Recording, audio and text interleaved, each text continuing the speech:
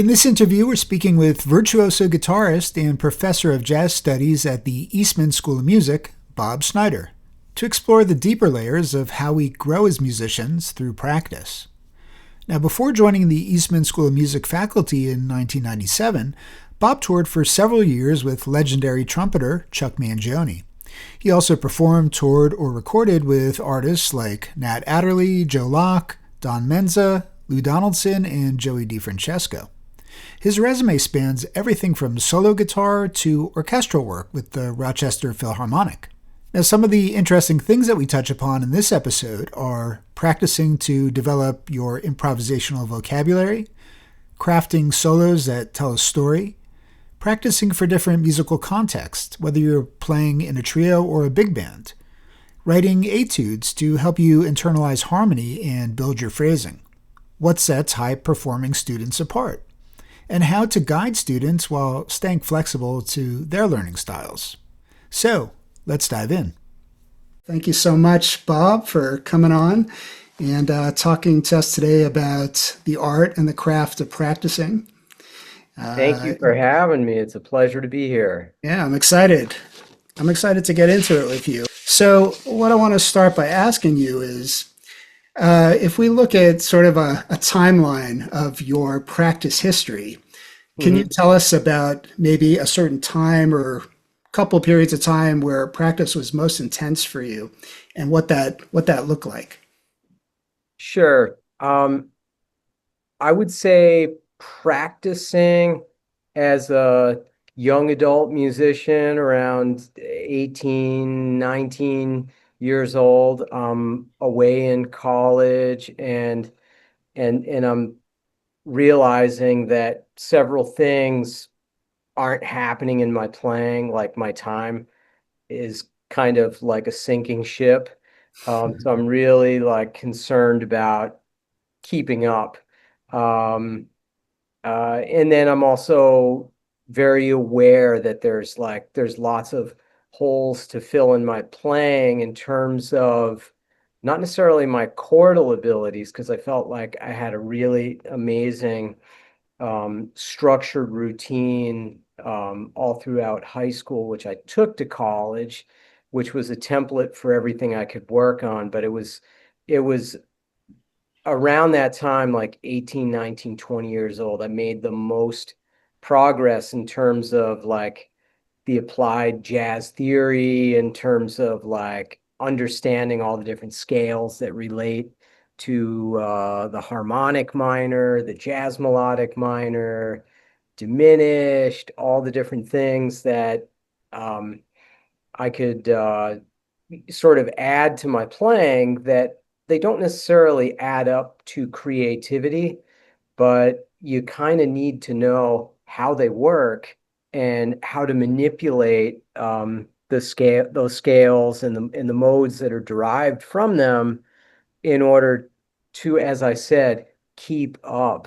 I was feeling like I didn't have the chops to keep up on a faster rhythm changes tune, or I got completely smoked on Cherokee by, some crazy trumpet players or saxophone players that were playing, several miles per hour faster than I was. Not that speed is everything, but it was in that time period I think I made the most progress in my playing, and from a linear standpoint, just purely technical.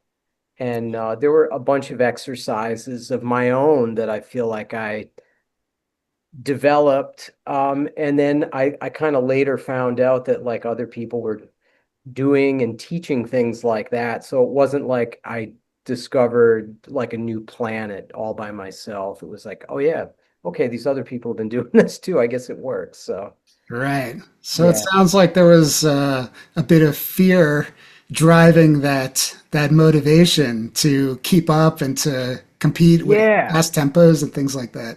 Yeah, like the shark chasing the boat. For me, the shark was like fast rhythm changes, and then I was in I was in a rowboat which was like leaking water. Right.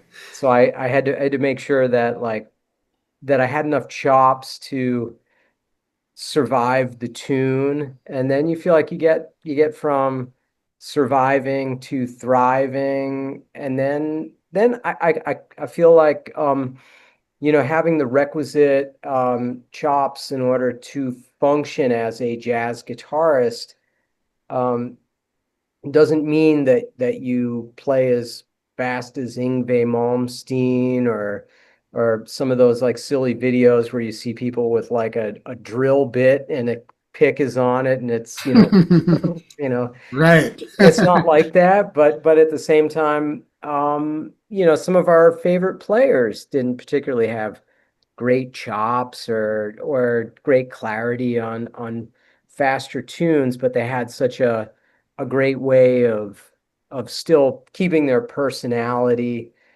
involved in the tunes. But I feel like the demands for modern guitar players to be able to function like horn players and function as rhythm section, accompaniment instruments, it kind of meant we had to be able to, play faster than a solid 132 per quarter note.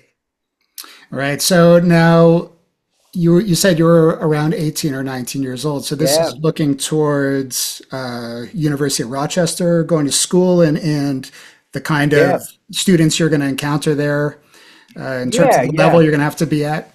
Yeah, so I was at the University of Rochester and in terms of music, the Eastman School of Music was like, you know, that's I maybe I'm biased for saying it, but that's one of the main reasons like, Rochester is widely known.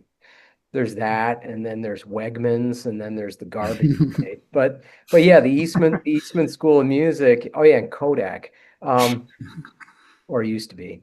But there, you know, the, there was the opportunity for University of Rochester students to be a part of jazz courses and to be in the jazz band, the studio orchestra, film scoring sessions, pretty much anything that, you could hold your own in.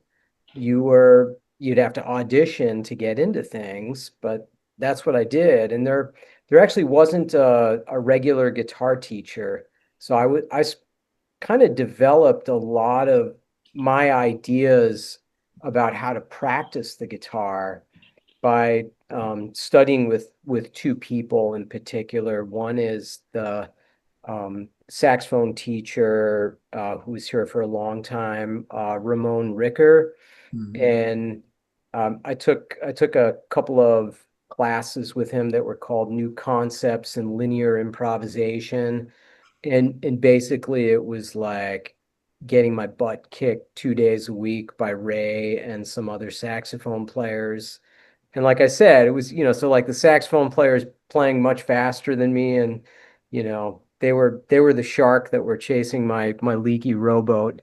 And so I decided that like, just sort of like the way I had learned guitar up to that point wasn't really serving my interest completely. It was in a sense, but in terms of being able to phrase more like a horn player and keep up. So I took a lot of concepts from Ray's class, um, and then I sort of formulated a way to map it out on the guitar. Everything from um, taking more of an approach like another one of my mentors, Gene Bertoncini, who I met because he would come to Rochester a lot, and I took a handful of lessons with him. Um, so I had grown up, doing several different methods. I had an amazing teacher, a really old school teacher who played with Fletcher Henderson's band, and he Mhm. taught at the Berkeley College when they were brand spanking new. Um, Chet Crewley was his name, and he had like one of his early students at Berkeley was Gabor Szabo, and Mhm. great Hungarian guitarist, and so he gave me this incredible background of, learning George Van App's triads around the fretboard, Eddie Lang four-note chords all over the fretboard. Um, Gave me like all kinds of like great concepts for, soloing with chords, chord melody, um, building, comping, Freddie Green style playing. It was like he was just like the most amazing teacher ever. Right. So this is when you were a younger teen then? When Yeah, younger. I studied with okay. him starting at age 6. So Wow. I started like in like Alfred book volume 1, and then he started, teaching me things like Theme from Gilligan's Island, and all the classics, and then we got into the Beatles, and then the poor guy even had to show me some heavy metal tunes. Um, but and then one day, because my brother John, the trumpet player, he got really into jazz, and so I asked him, I said, "Can you teach me anything about jazz?" And Okay. then he would bring me a new record to listen to every week, and give me transcriptions to check out. It was amazing. So what I'm really curious about is where did the motivation come for starting guitar at 6? Was this from your parents or is it something that you actively wanted to do yourself? Well, my mom and dad would take us to the local music store in Brockton, Massachusetts, called Central Music, and we would buy our piano sheet music there and 45 RPM Hmm. uh, little records. And um, and I started piano at 5, and my brother had already been playing a little bit. And then so we ended up um, at the store one day, and I was looking at like the cases of guitars, and then above the cases were these like posters of the Rolling Stones, the Mhm. Who, Mm. Led Zeppelin, Yeah. Black Sabbath, like all of these, like, Cool looking dudes. yeah, like Eric Clapton and all this stuff. And I still remember my mom telling me that she would go in the store, and like she'd be looking at the sheet music, and I'd just be like looking at the guitars, and you know, she said, "Is that something you're really interested in?" And I was like, "Yeah, So a big part of the inspiration was seeing these guitar heroes, oh these yeah, rock and blues guys and yeah, classic rock yeah." I guys. didn't even know who they were back then. Yeah. Because my mom certainly wasn't listening to stuff that was like that. She was more into like folk music, like Kingston Trio and Peter, Paul, and Mary. Yeah. And like, I was looking at dudes with long hair and chains, and I'm like, Yeah. yeah, bring it on. All Yeah. right. So this is interesting. I'm very interested in this. Students, younger students, kind of their motivation, and then you mentioned your brother John, who's an incredible musician, trumpet player, um, bringing that jazz influence now Yeah. too. So, can you talk about sort of the bridge from going from that more rock influenced stuff, or maybe even just basic guitar exercises and things, to Hmm. now starting to uh, experiment with jazz and making the bridge into being able to solo and improvise freely? Yeah, that's a great question. When I was younger, my guitar teacher would show me, note for note, Jimmy Page solos, Eric Clapton solos, George Harrison solos, all kinds of stuff that I found so accessible and fun to play. And then it was like around the time of middle school where my brother had already had a little bit of opportunity to get a taste and flavor for jazz. And I got a little bit of a flavor for it in late elementary school, but when I got to middle school, that's when it was like, yeah, it was like the jazz band like actually had solo sections. Mhm. And we had both been playing in various rock bands, playing everything from heavy metal to more pop oriented stuff like Journey. Um, and so we started to get interested also in the kind of jazz music that sort of felt a little bit like rock and pop. Okay. And More there were fusion stuff. yeah, yeah, fusion stuff. Everything from Chick Corea, Maynard Ferguson, and then we're into like, the powerhouse big band stuff, Buddy Rich and Chuck Mangione and yeah, and Grover Washington Jr. So then all of a sudden we're like, yeah, this like rock thing doesn't totally compute.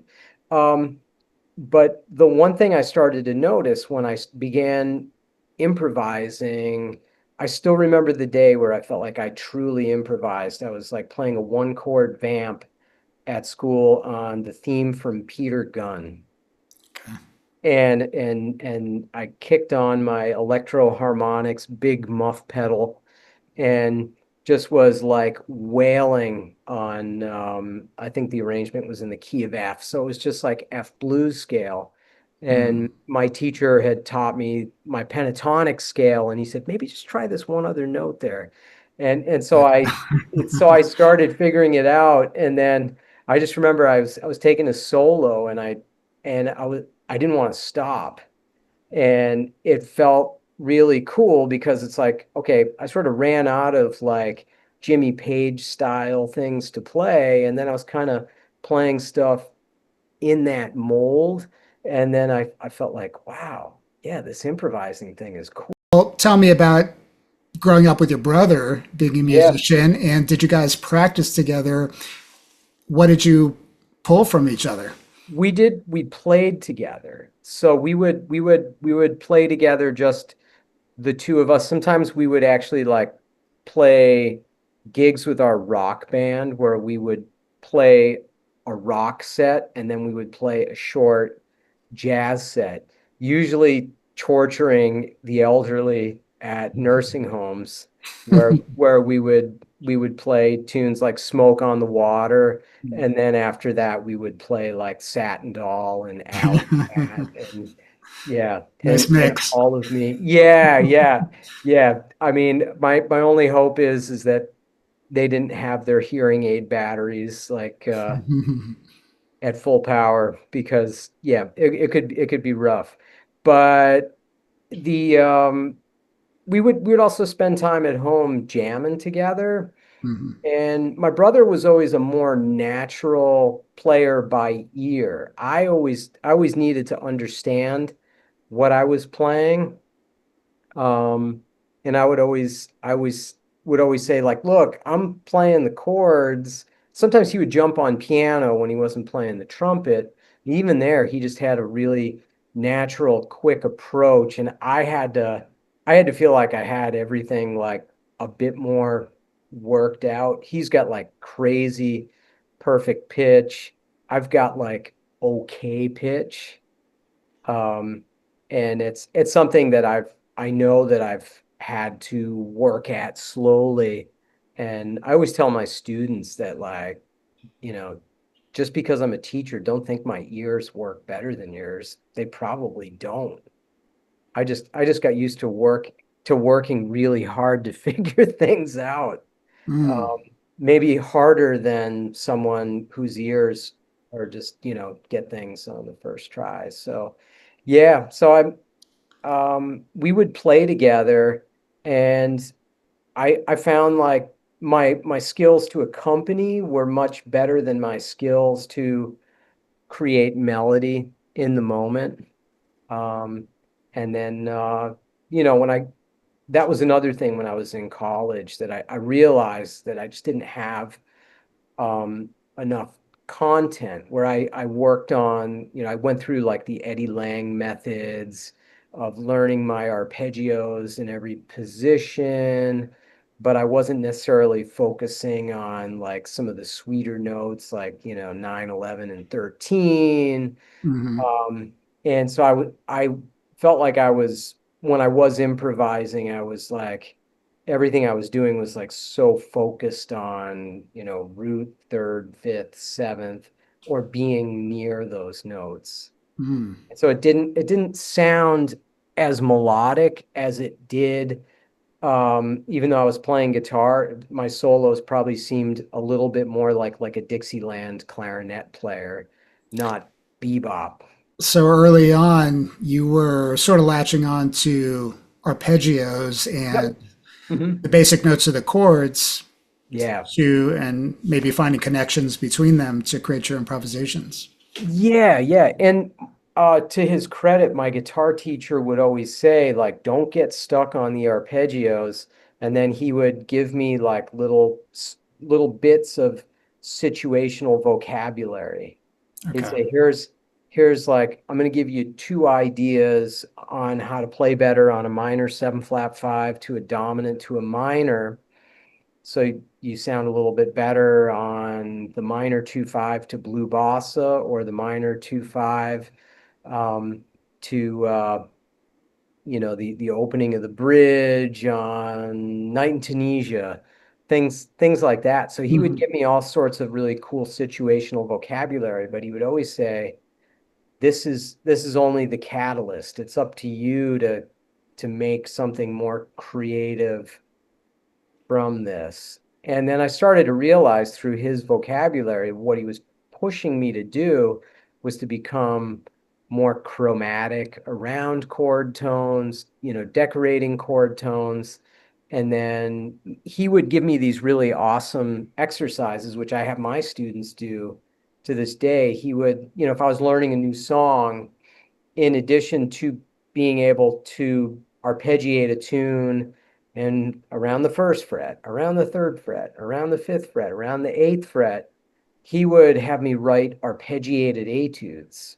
And then he would say, write some arpeggiated etudes where you have some chromatic, slide in notes, or chromatic passing notes between chord tones.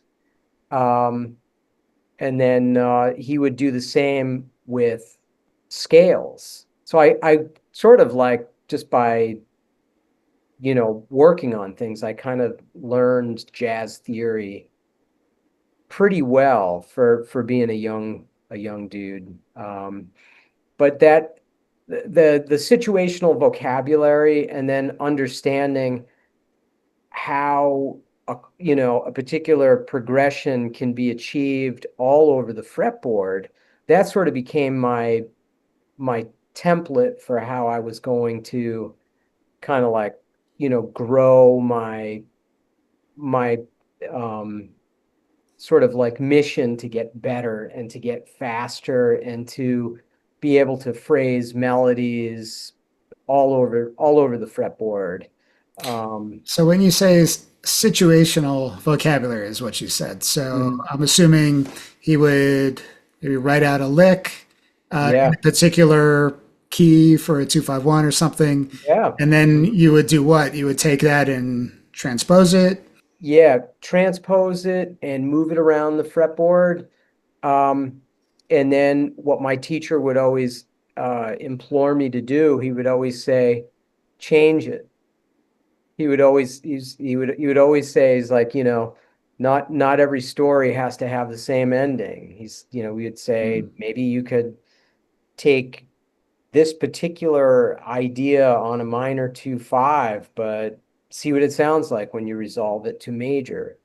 Um, See what it would sound like, if you and say you're playing over a D minor 7 flat 5 to G7 to C minor. My earliest sort of like one scale solution was coming more from classical music, like thinking about like the harmonic minor of the C. Mm, Like you hear a lot of the bebop players utilize that. mm, Um, especially for like a quick, like three half diminished, six dominant to two minor, using the harmonic minor of the C just to get to the C. And then he would say like, well, just like, if you're playing on the D half diminished, see what it sounds like if you use the E natural instead of that E flat. And I was like, oh, that's kind of harsh sounding. And he would say, no, but it's a good note. a I nice said, oh, I bebop don't, note. but back then I didn't think it was a good Yeah, note because it just didn't fit as neatly. But yeah. but now I like that. I like that, Oh yeah, Locrian sharp too. Let me have a yeah. Always that. looking and Yeah. sharp too. Yeah. Yeah. Yeah. But I, he would feed me possibilities and then he would say, change it. And then his motto too was like, I still remember like I was in touch with him well after I was out of school and I would grab lessons with him when I would come home from college and it just like meant the world to me when he came out to hear me play in Boston. I had a run of gigs with Chuck Mangione at a club called Scullers, and he made the very last night of our time there, and it was like the greatest thing for me. It's like, my teacher was able to, yeah, hear me play an important gig, and it was so cool. Yeah. yeah. That's such an awesome experience. Yeah, yeah. So I stayed in touch with him. And I think the last time I saw him, he was around 92 years old or something like that. If he were still alive, he'd be about 102. Mm. Yeah, he was amazing. Now, I also want to ask you though about things like transcribing and listening to records, because Yep. when I hear you play, I love how I hear a lot of the history Hmm. to me of beautiful jazz guitar. Oh, Um, thanks. your solos, to me, they're so musical. What I would say is musical because it seems to me that you consciously try to create a nice variety of lines into motivic ideas, melodies, and you'll go to some rhythmic stuff, some chordal stuff. How much was listening and transcribing part of Mhm. your practicing? And then also maybe we can talk about that kind of Yeah. compositional approach to soloing and if that's something you intentionally worked on. Yeah. Oh man, those are great questions.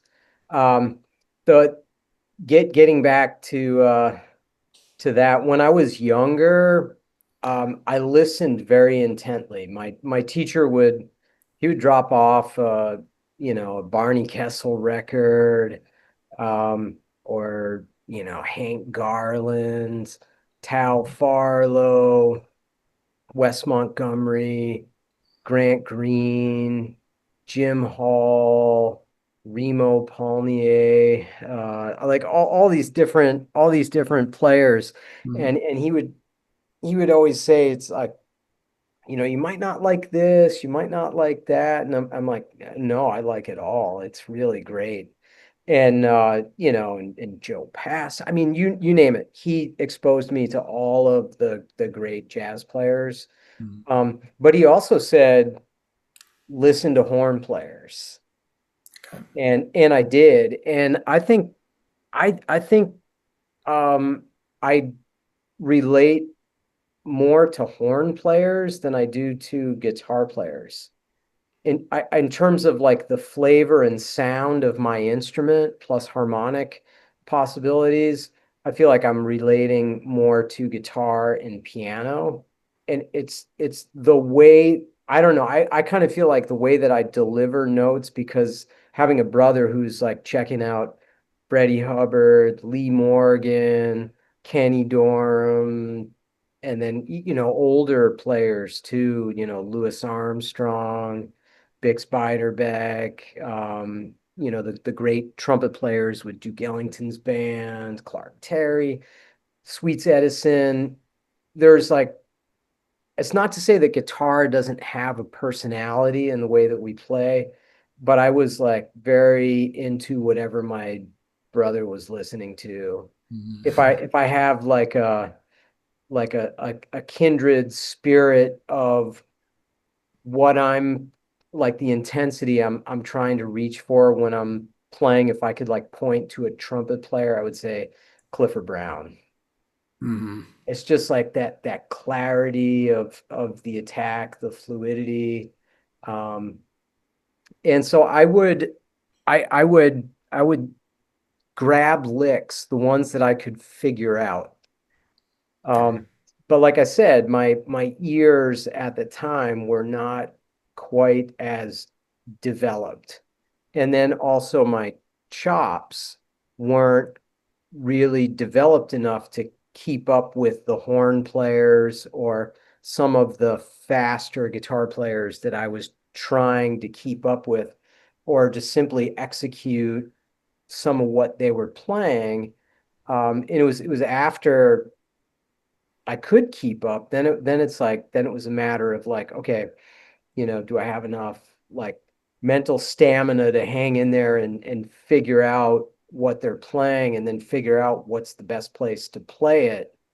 If it's a guitar player, sometimes it's easier to figure out. If it's a horn player, then a lot of times you challenge yourself to like grab stuff that's not really comfortable in any one position.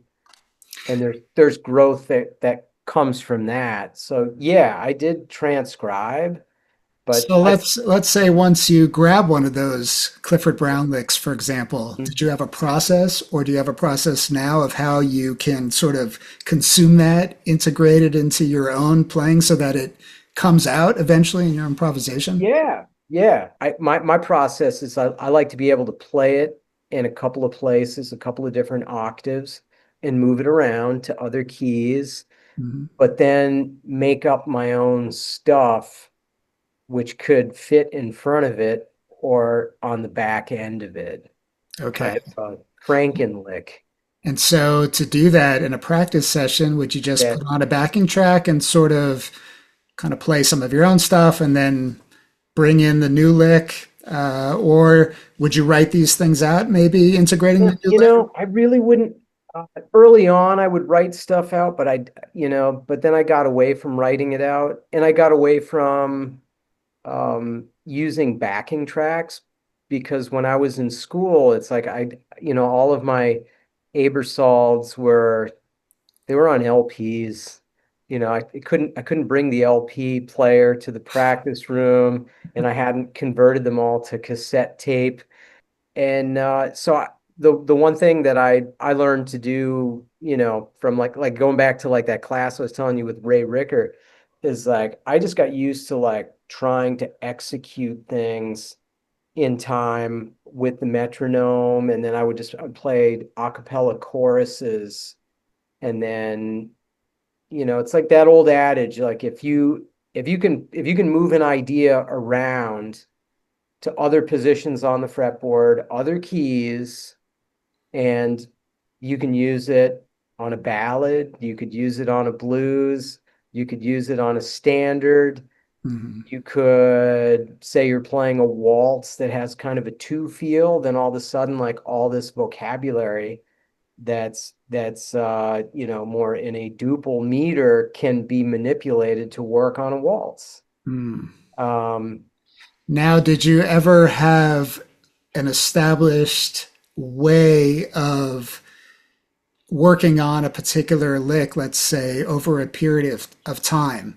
Because I know for me, mhm, sometimes I might hear a lick that I really like and I try to figure it out mhm. and I'll work on it for a practice session Yeah. and then I might drop it. Mhm. Whereas a lot of times I'm thinking, should I have a system, maybe revisit it every day, until it Yeah. shows up in my playing? Did you have any kind of system for No, that? no, no. There was like no real formal system.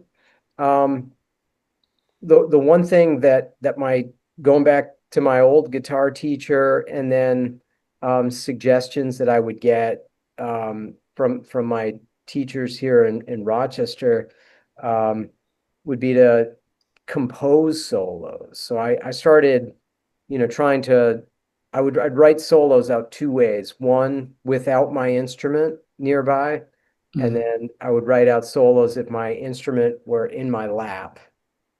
And sometimes the danger of writing a solo out or writing any kind of melody when your instrument is in your lap, it's like that feeling of is the memory of playing certain things controlling what I'm writing, or is what I'm writing truly like, you know, coming through my ears and my brain. So I didn't really have like a process. But I would also like derive a lot of vocabulary from bebop tunes. Mhm.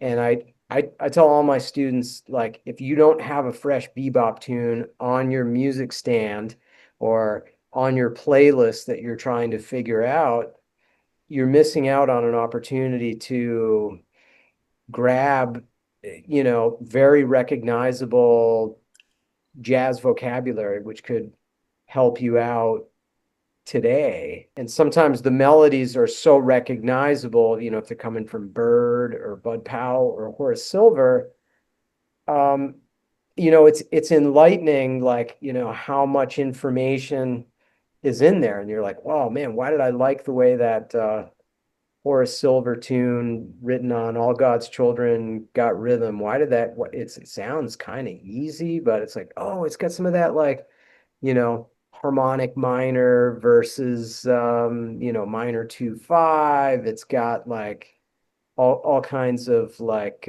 major triad and closures. And then you start, one thing leads to another, and um you start developing a sensibility for being near the sweet notes and then like taking a more circuitous route to get there, instead of like dead on, which sometimes an approach that's too scalar sometimes is, for me, for my ears, is too direct. And I feel like all the great players that came after Lester Young all of a sudden became so much more about, not playing the scale tones or the chord tones right on the screws, but like all the moving around and shaping around the harmonies, and Mm.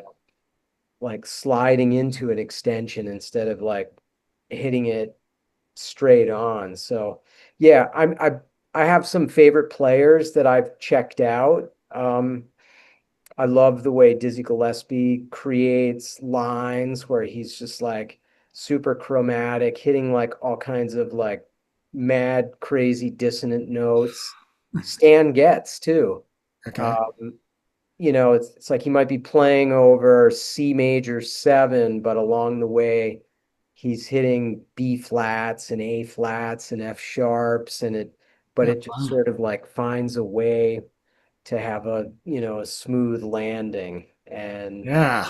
And that's kind of, through just like listening, osmosis, not always like trying to copy everything they play, but like get a flavor for some of the concepts that they use. Um, another very underrated jazz guitarist who plays in that manner that I'm talking about would be Jimmy Rainey. Um, Hmm. uh, you know, very, very underrated bebopper. His lines Oh were, no, I love him, Jimmy oh my Reed. gosh, way ahead of his time. Same Yeah. same with Chuck Wayne, way ahead of their time. But that's, I would say, like, I haven't transcribed almost to the extent that I feel like guitar students today, or jazz students in general, I feel like transcribe way more than I did. Oh yeah. Um, and I would live with a solo for a long time. Mhm. And the way that I would have to present transcribed solos in college is how I have my students do it, where I'll say to them, it's like, no, I don't, I don't care if you do a two chorus solo every week. I'd rather you find a way to learn a lot from, this one solo. And I'll have my students sing along with the recording. Um, and it's amazing how expressive you can feel when you are singing a solo. You're singing the articulations without writing, the hammer-ons or the pull-offs, or are writing the accents, the rooftops, the fatter accents or legato or staccato. But when you sing it, it's just like the music is coming out of you without it being, impeded with, with writing it out. I do recommend students write out their solos, but when you sing it, the music's inside of you. It makes writing out a solo easier. Let's just touch upon this idea of writing things out. Like you mentioned, Yeah, sort of etudes, yep, writing out solos. yeah. So, to you, what are the main benefits of doing that? Yeah, yeah. The one thing that I think is really great about it is that it develops a sense of musical clarity. Mm, And then, if you see yourself, you catch yourself playing the same thing or writing the same thing, then you're like, man, I need some new stuff. It's a good barometer of where your creativity is for writing lines happens to be. Um, and sometimes I like to take more of a vertical approach, or sometimes more of a, more linear, more chromatic. And I always tell students it creates a portfolio, to sort of like chart your progress. And I'm like a kind of a book nerd too. So I'll like explain to students, it's like, for me, I have all my students learn um, the Bach two-part inventions, not to try to execute it like two guitar parts at once, like superhuman people like Gilad Hexelman or some other great players, but to develop like that idea of linear flow. And my guitar teacher would say to me when I would write things out, he would say, I almost want you to like think of it as like Bach inventions over chord changes, mhm, for etudes. Um, and then I did all these like Barry Galbraith etudes when I mhm, was younger. I went through all of his books, um, his fingerboard workbook, and then also his like melodic minor, harmonic minor book. mhm. And I introduce that stuff to my students, and not as like this is like, the end goal is to be able to play these, but as a supplement to doing other things that you're doing. You get put through the paces of different ways of playing on the instrument. Um, Yeah, honestly, even for myself, is something that I haven't done enough of, but mhm. I've lately been really seeing the value of Yeah, writing things out. It's almost like you're slowing down the process, and you can really yeah, consider, every note, make sure it's like a diamond note, and not just a yeah. throwaway note. I remember, some of my earliest incarnations of transcription assignments I did for one of my other amazing teachers, Bill Dobbins. And you know, on the most like micro level, like everything had to be notated if something was ghosted. Mm, He might not be hip to like, what it's like to sweep pick.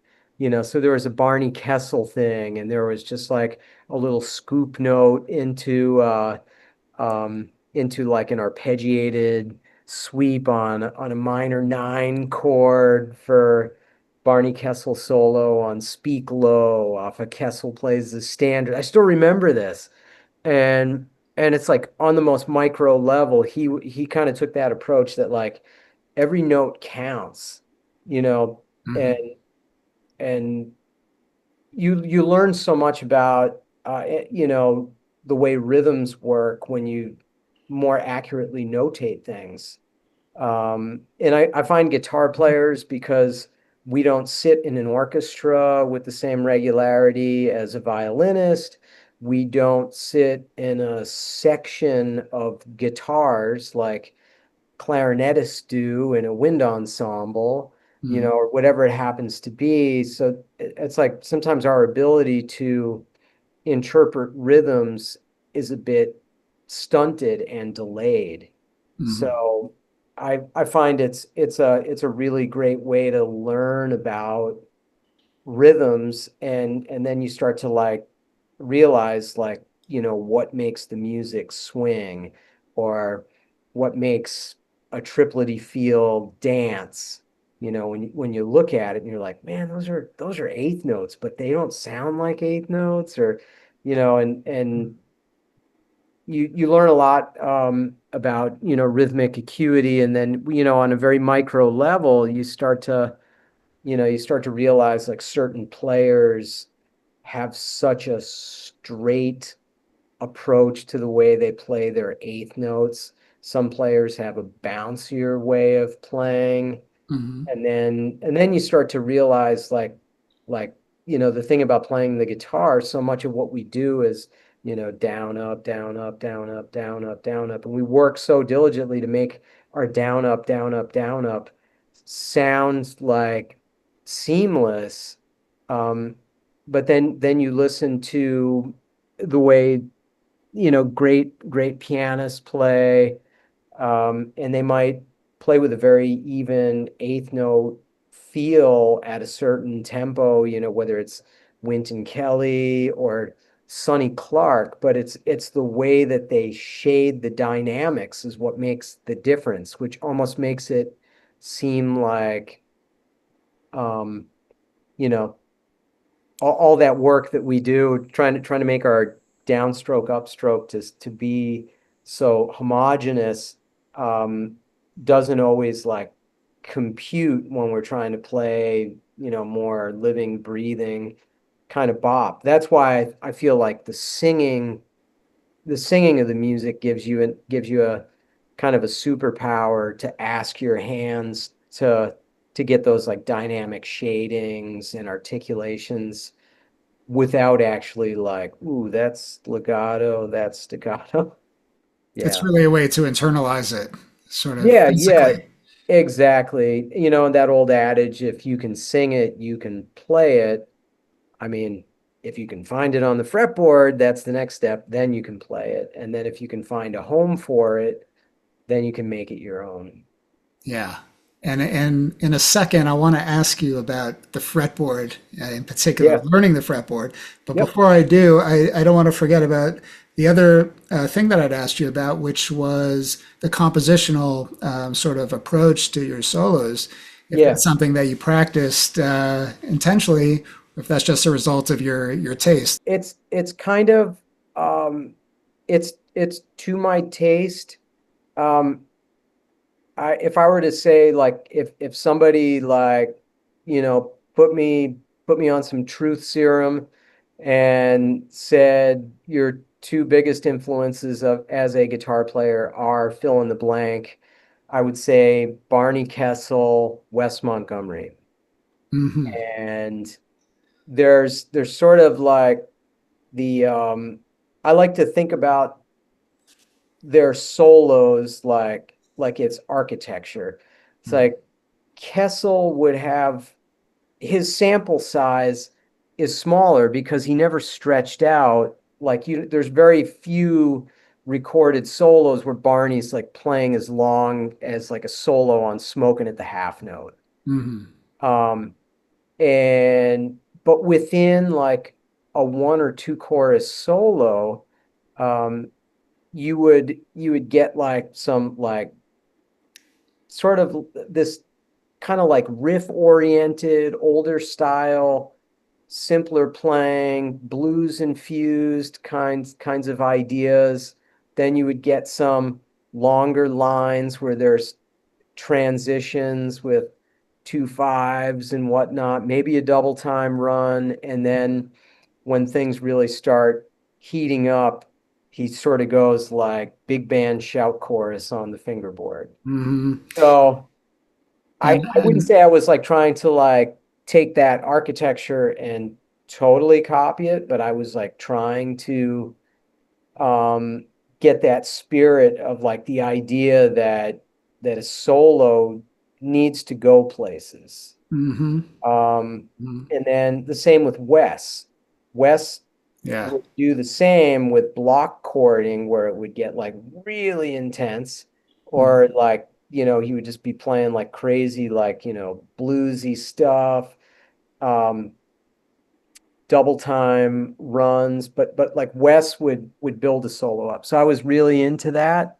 But in terms of like influences for motivic players, to this day I'm still so into the way Sonny Rollins can introduce an idea and bring it back, change it, and he might come back to it like half a chorus later. Lee Mm. Morgan's another one who will do that, and it's like Yeah. it's those sources too that I feel is it's such an important part of the music.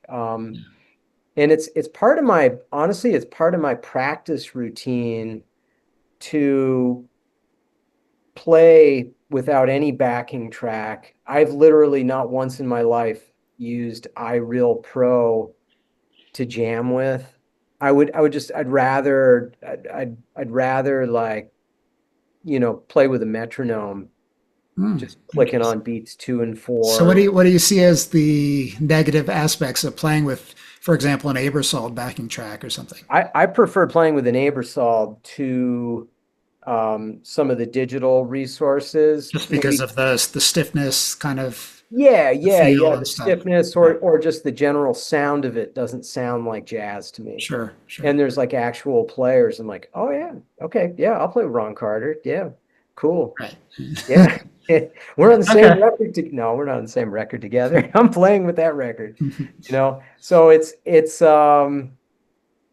I don't know, it just seems like they're playing along. It just feels like a little more human to me.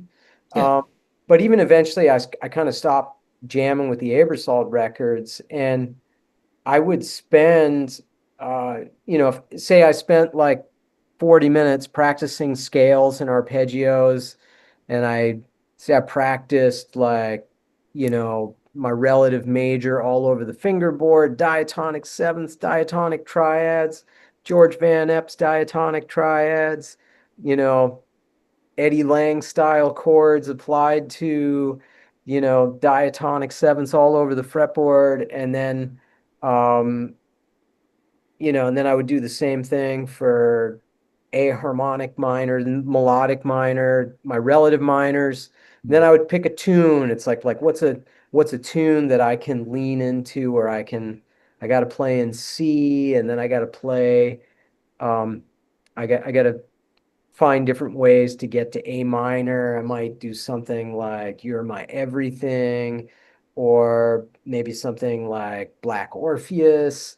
And so I'll jam on that tune for a while. Obviously, if it's a bossa nova feel, I'm not going to click on two and four, but I would just spend a lot of time like trying to just play a cappella ideas and try to make it sound like I was connecting the changes, but then taking that, it's not a formula, but I would try to use that architecture of like, I'm going to build this solo up, um, and then I'm gonna try to get to the point where maybe I'm even using some octaves. I'm gonna try to get to the point where I'm using chordal ideas, almost like, Errol Garner, shout chorusy Hmm. kinds of sounds.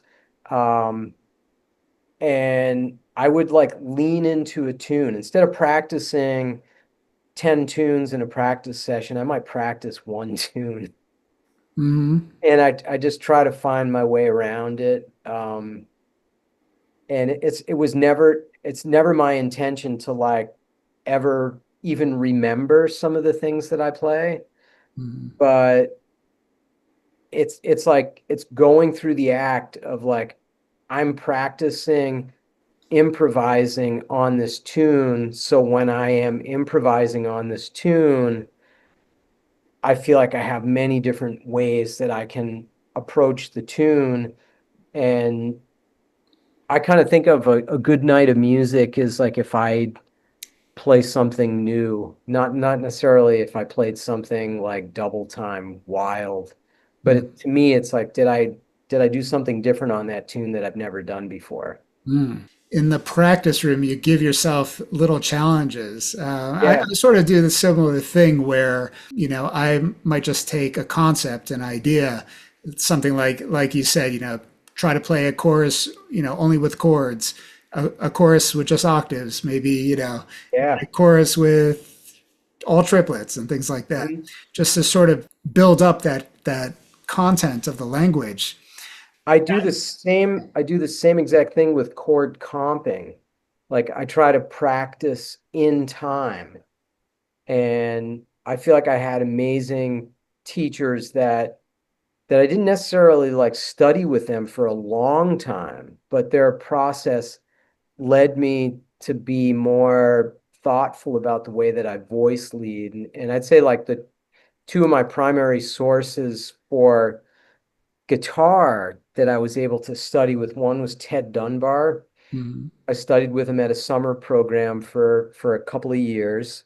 And then another person I mentioned previously was Gene Bertoncini. Mhm. So I tried to practice whatever tune it was, trying to be, more thoughtful about the way I'm voice leading up and down the fretboard, and thinking about not just like stating the chords with the same old chords I've been using, but Mhm. really trying to go out of my way to find different pathways through the changes, whether it's a more challenging tune like Giant Steps or Moment's Notice, or if it's something as simple as Bye Bye Blackbird or Autumn Leaves. Mhm. Every tune can challenge you in a unique way. Um, and I feel like practicing comping in time like that helps out my rhythmic approach, and it helps out the way I improvise. And what's so interesting about music education too, and in higher ed, I mean, you know it from going to school. It's like you play in two situations unless you have a gig. You play in a big band and you play in a small group, Mhm. which sometimes the definition of a small group can be 8 people in a room. That doesn't sound very small. Mhm. Um, but the most abundant way that we run into professionally to play is much more in a chamber setting where it's like playing duo with bass, playing duo with piano, playing duo with a singer, playing duo with a horn player, playing trio, guitar, piano, bass, playing drumless trio. It's so when we if we want to especially function in those situations where we're both accompaniment and chordal, then we have to practice doing that. Like me practicing, you know, Hanon, virtuoso piano patterns 1 through 8 and all of my harmonic minor keys and jazz melodic minor keys. That doesn't help me to be a better um, on the spot musician. So I would practice like, if I had a gig to prep for where I was not only do I have to accompany a horn player, but I have to accompany myself when I solo. Yeah, yeah. Like all this, like, you have teachers telling you in college, get off those roots, please. Too many roots, and then it's like, oh crap, I need those back. Give me back my roots. So I would practice comping, more with like a bass sensibility and still try to improvise. And then to be a better trio player, I practice comping playing, comping for myself, Hmm. small 2 and 3 note voicings.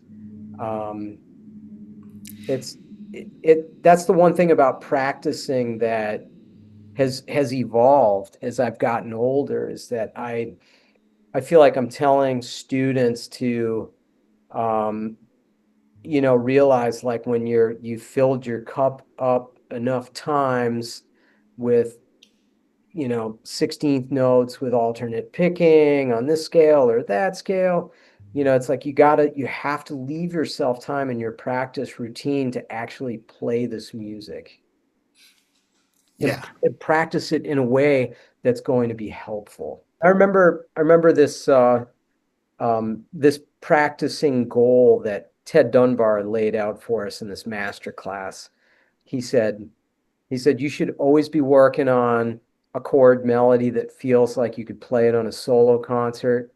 You should also be able to play that same tune impromptu on a trio gig with a simpler version or like an on-the-spot version. You should practice that tune, comping for yourself, imagine comping for others, and you should be able to like play that melody all by its lonesome without any chords in case you're playing with another chord player. If you don't, then you've practiced all kinds of stuff except like actually practicing what you want to do better. Now, when you're practicing these chordal voice leading movements and things in time, even though you're doing it a cappella, are you using a metronome generally when you do this? Yeah. And how do you like to set the metronome? Usually, people say 2 and 4 Yeah, two for and a two jazz and kind of thing. four. Yeah, 2 and 4 if it's a swing thing. I kind of imagine that it's like, the hi-hat opening and Okay. closing, kind of in an older style. If it's a bossa nova, I kind of like, just a two feel is Mhm. really good. Yeah. And how about when you're practicing something just purely like a technical exercise and you're practicing with the metronome? Mhm. Would you incrementally keep bumping it up as you get more Yep. technically proficient with something? Yeah. Yeah. Yeah. Probably my most psychotic technical exercise that I developed when I was around 18 or 19. Um, I would play chromatic scales, Hmm. and I would have the metronome going on beats 2 and 4, and I would do 16th notes. I would start around 48, and then I would take it all the way up to 80, and I would go one click at a time. So I would do 3 octave chromatic scales Yeah. with 16th notes. And then when I got to 80, I would start over with triplets. There you And go. then I would take it further. So I would do like three, and I have my students do this exercise to this day, and it's really it helped me to become more fluid with my right hand, and to quote unquote keep up. And but I would do it with the metronome clicking on 2 and 4, and then I would do Yeah. And you know just one click at a one time. click at a time. Yeah, Yeah. probably like today's students don't understand what one click is. One click might be 2 BPMs or 4 BPMs. It doesn't mean that you're going from 48 to 49 just because your metronome on your phone can do that. Okay. Yeah, yeah. So it's like the old click or the wind up, and then you push the little metal lever up.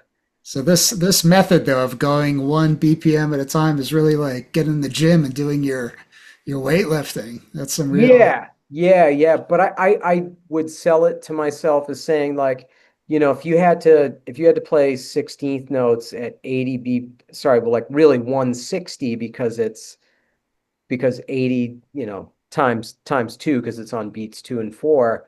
Um, the thought if you were to start there and not build up to it, Hmm. the lactic acid build up in your forearm, your arm would feel like lead after a minute of it.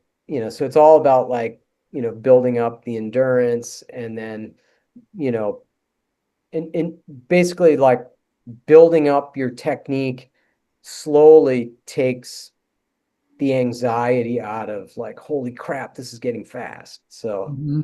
but then after this warm up, I would do things. I would play Bud Powell tunes with the record.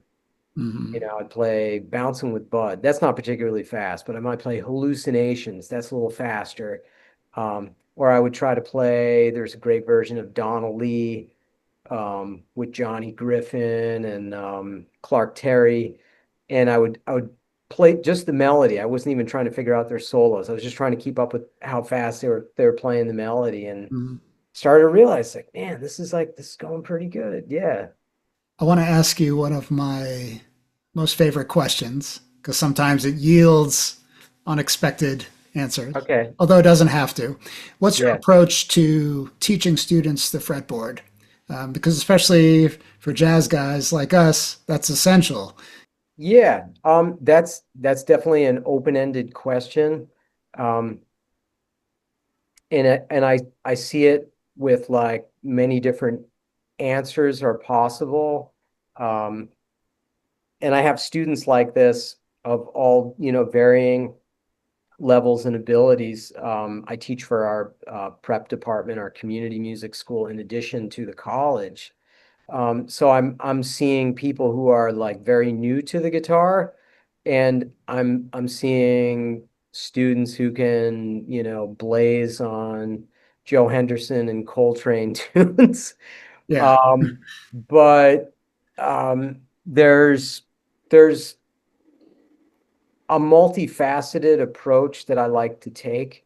Say if I take an intermediate student, um, but a student who already can read pretty well, that's gotten into the Eastman School of Music, um, but their approach might be more traditional, like jazz guitar resources, like having maybe gone through the first couple volumes of William Levitt, A Modern Method for Guitar. Um, and they know their positional scales, but the positional scales feel and what I observe to see are more muscle memory based on fingering shapes. Hmm. So one of the very first things I like to do with students is like, you know, if they're, a more advanced student is like, ask them to play like all 12 major scales in open position where you don't have the luxury of like, G major in second position where there's no stretching, Right. there's nothing. It's not a And pattern. Yeah. yeah, yeah. So I like to, see how, students do with that. Um, but I also take an approach which is very much like the approach of Gene Bertoncini. He has a cool book called Approaching the Guitar, where his idea is to approach each individual string. And what I have sort of like taken from his book is to have students not only do like that chromatic study that I like to teach, but like also like do the chromatic study on each string with a variety of fingerings, but then take like a C major scale, but play it all on the E string, starting from an open E. Play some patterns, then learn the B string, Mm. then start playing, double stops on thirds, fourths, fifths, sixths, skipping strings, sixth and seventh, skipping two strings, playing tenths. Mm, So you're not just like learning the notes of the fretboard in that key, you're learning the what the intervals sound and feel like. hmm Um, and Gene's whole approach is all like it's moving this way. hmm It's not like the Yeah, vertical slice approach. I think the best way to do it is both ways. sure. Yeah, so that's what I try to do, and um, I feel like there is no better way to train yourself to remember what the notes are. Is to play living, breathing music, which needs to sound a certain way. That's why I'm such a big believer in playing classical music, even if it's with a pick. It doesn't have to be with the fingernails. I love doing that too. But I assign everything from Bach inventions to Bach partitas to um, Matteo Carcassi kinds of things for, string skipping with alternate picking. Um, but I like the idea of playing music that's not always as complex as bebop, um, as a way to like practice technique and to and as a way to learn the fingerboard. Um, and then I've also found like, taking very simple jazz tunes that move around the fretboard really well, like John Lewis tune, Afternoon in Paris. Like once I have a student that I feel like they're ready to like move a melody around, I start with something simple. Why start with Donna Lee when you can start with something that's much easier? And then I'll say like play that A section up an octave starting on fret 12, or play it in the octave it's written, but start around the ninth fret G string on the E, and then find a way to like work your way down. So it's not about always like playing in one place. It's about being able to, if you can phrase melody that moves across the fretboard, you're more inclined to improvise hmm across the fretboard, as opposed to here's my D minor 7 stuff, and then if I go up a fret, there's my E flat minor 7 stuff. Right. And that's the thing, is like, do you really know those notes, or is it just that this was like pretty handy and comfy right hmm here? So It's the difference between thinking in terms of a shape or a box versus being more free to actually know where you are on the fretboard and the names of those notes. yeah, yeah. So that's what I find, I do a lot. And then in terms of knowing the fretboard better for chords, another exercise that I like to have students do, mostly because my teacher gave me the idea to do it, would be take a really easy big band chart like Lil Darlin', and you got the Freddie Green, Neil Hefti guitar part, and he would say like, okay, play the whole tune on the upper four strings, even though Freddie was only playing like, one or two notes at a time.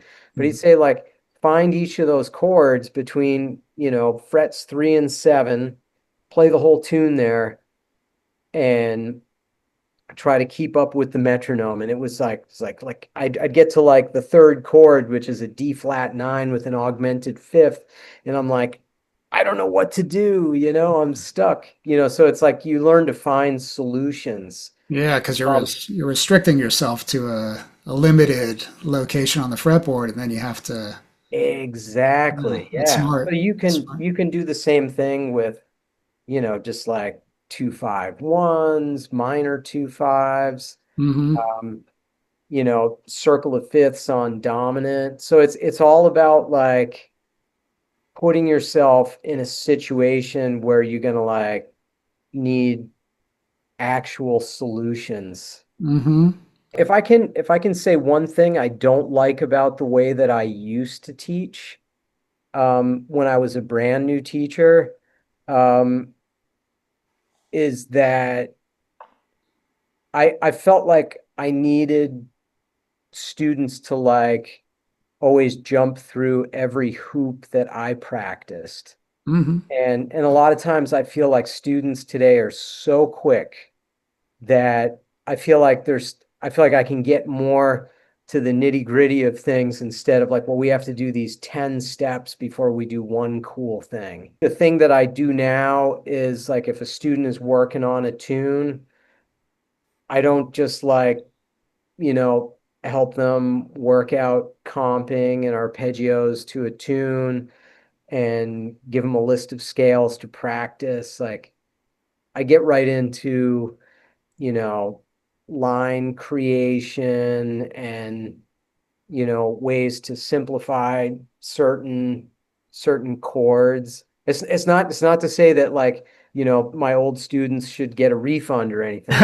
It just means that like I think as players we grow, and I think as teachers, you know, we're constantly growing. We're Yeah, maybe absolutely. not always learning new tricks, but because, you know, if you're in the game long enough and you're not afraid to try new things, you realize that, you know, helping a student today sound better in their next rehearsal builds confidence. Mm. Confidence builds momentum. Um, the student, you know, has some success transcribing a Pat Martino solo that they were really into digging. And then you go through and you say like, oh, this is like his, you know, way to use Lydian dominant. Here's him doing this diminished thing, you know, and it's like, and it's like you don't have to wait to do cool things. And that's the one thing I realized so much about my own teacher is that all the while he was having me do like very nuts and bolts basics like guitar methods from the 1930s. He was also helping me to like survive some of the tunes I was trying to play. Yeah. And that's a big part of teaching. And you know, I feel like that's the one thing that a lot of my first year students at Eastman end up in situations where they're like, I have to like play this extended solo and I'm sitting on Phrygian for a while and I just can't just use one scale. It's so, you know, or you know, whatever it happens to be, or it's like, you know, I don't know what to do with these, you know, descending major sevens on this Joe Henderson tune. And it's, you know, whatever it happens to be, I feel it's the job of the teacher to sort of like put out the fire, but also help them find a way forward, but also keep incorporating like the simple things that will grow into more complex things. For your students, the ones who you've seen really excel, have there been some commonalities in terms of their practicing that you've found? No matter what level people come in, um, hard work is hard work. Hmm. And using the ears, whether your ears are way better than mine or as good as mine or not quite as good as mine. Um, you know, it's that effort of advancing your ears is what makes such a difference. And I find those students that even if they are more interested in more modern applications of jazz guitar, those students that do the hard work, what I refer to as like sort of that old school approach, you know, you're not skipping anything along the way. Those are the ones that excel and advance. So ultimately, you can't just rely on talent, No. although maybe talent can be a little bit of a Mhm. kickstart, Yeah. head So I've start. I've seen I've seen people with a lot of talent that don't apply themselves, and it's not necessarily just guitar players, but like I'll see it in other instruments. where people, they have really good ears, they rely upon it, but they've never practiced any particular concept to completion, and they sound like it. No matter how often we remind them to like, hey, this is going well, but imagine if you added these things. So it's a willingness of, Yeah. of a student, and it takes the humility to always believe that, like, somebody's getting by just completely on their ears. That's that's cool, but it's the 21st century. And if I always feel like if you want to be able to teach someday, you're going to have a way to quantify it for yourself before you try to inflict it on others. Hmm. Well, man, Bob, thank you so much for this discussion. Oh, thank I think you. there's going to be a lot of value in here, a lot of Oh, special I nuggets. hope so. Yeah. Yeah, absolutely. Yeah, and for anybody watching this, if you have particular ideas for questions coming up in the future, as I continue to do more and more interviews, definitely be interested in hearing what some of those interesting questions about practice might be. Uh, so, with that being said, we'll sign off from here. Thank you, Bob. Thanks, Greg. All right.